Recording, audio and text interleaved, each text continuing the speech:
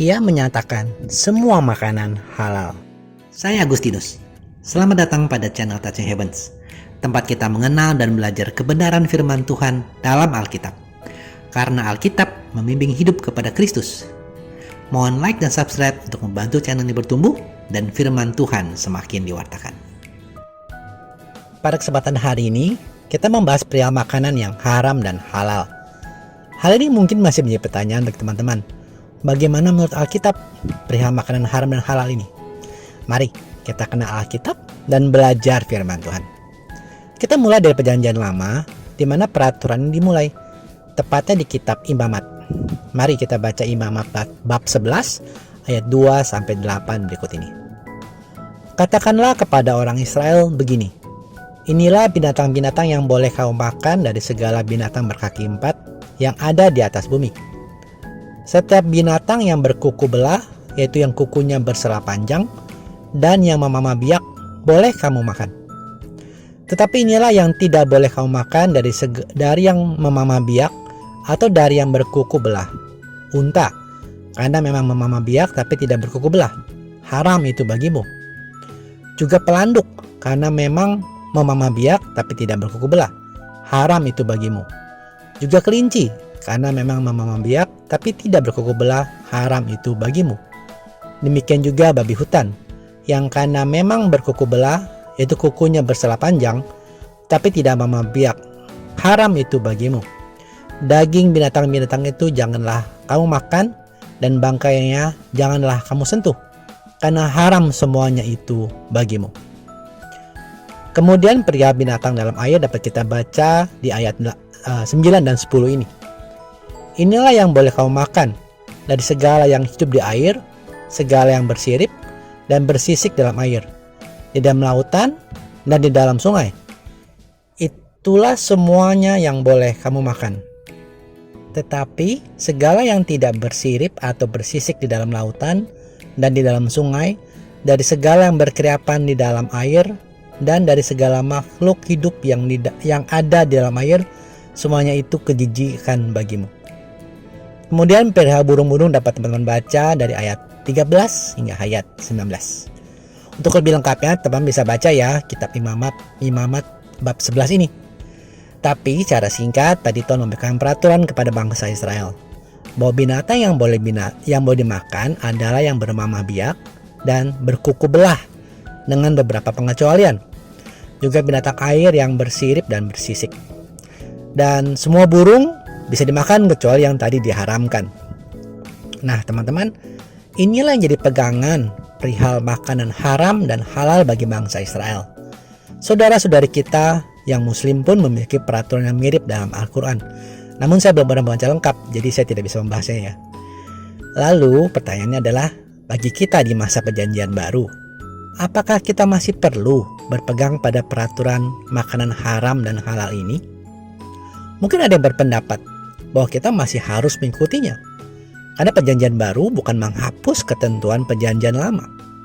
Hal ini memang benar, tercatat dalam perkataan Tuhan Yesus sendiri di kitab Matius bab 5 ayat 17 ini.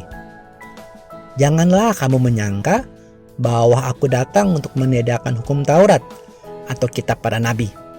Aku datang bukan untuk meniadakannya, melainkan untuk menggenapinya. Namun jika Anda melanjutkan membaca Matius bab 5 ini hingga habis di ayat 48, maka Anda dapat pahami bahwa Tuhan Yesus menyempurnakan, atau dengan kata lain, Tuhan Yesus mengajarkan kita naik ke level yang lebih tinggi dari yang diharapkan dari masa perjanjian baru, agar kita lebih sempurna. Hal ini dikatakan oleh Tuhan Yesus sendiri di ayat 48. Karena itu haruslah kamu sempurna, seperti Bapamu yang di surga adalah sempurna. Jadi ketimbang kita bersibuk perihal aturan makanan haram dan halal, Tuhan Yesus mau kita lebih berfokus pada hal yang penting, hal yang lebih sempurna, yaitu perihal hati. Hal ini disampaikan dalam kitab Markus bab 7 ayat 18-19 ini. Maka jawabnya, apakah kamu juga tidak dapat memahaminya? Tidak tahukah kamu bahwa segala sesuatu dari luar yang masuk ke dalam seseorang tidak dapat menajiskannya? Karena bukan masuk ke dalam hati, tetapi ke dalam perutnya, lalu dibuang ke jamban. Dengan demikian, ia menyatakan semua makanan halal. Sikap hati yang dia maksud dalam perkataan atau tindakan lebih penting, lebih sempurna ketimbang aturan makanan haram dan halal.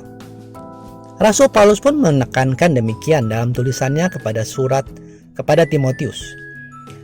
Di 1 Timotius bab 4 ayat 4-5.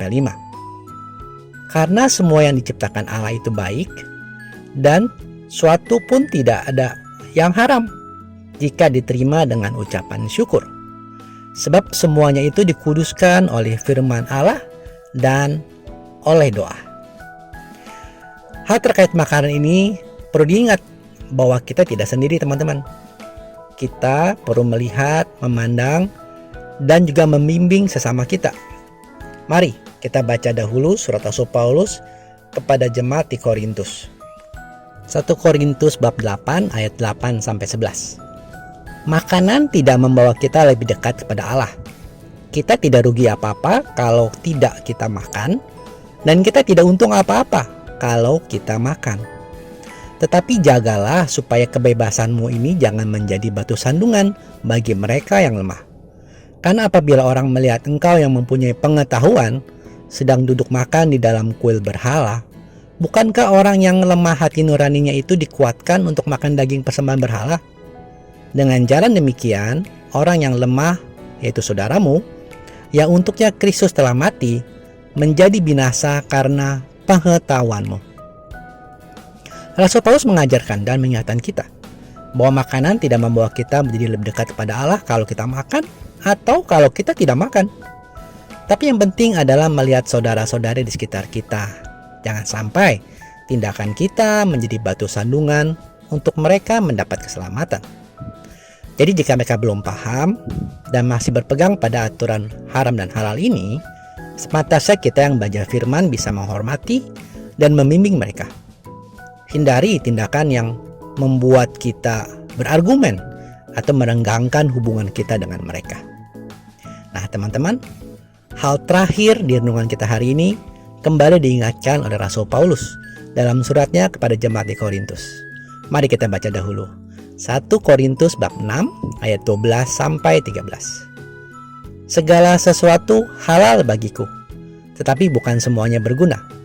Segala sesuatu halal bagiku, tapi aku tidak membiarkan diriku diperhamba oleh sesuatu apapun. Makanan adalah untuk perut, dan perut untuk makanan. Tapi kedua-duanya itu akan dibinasakan Allah.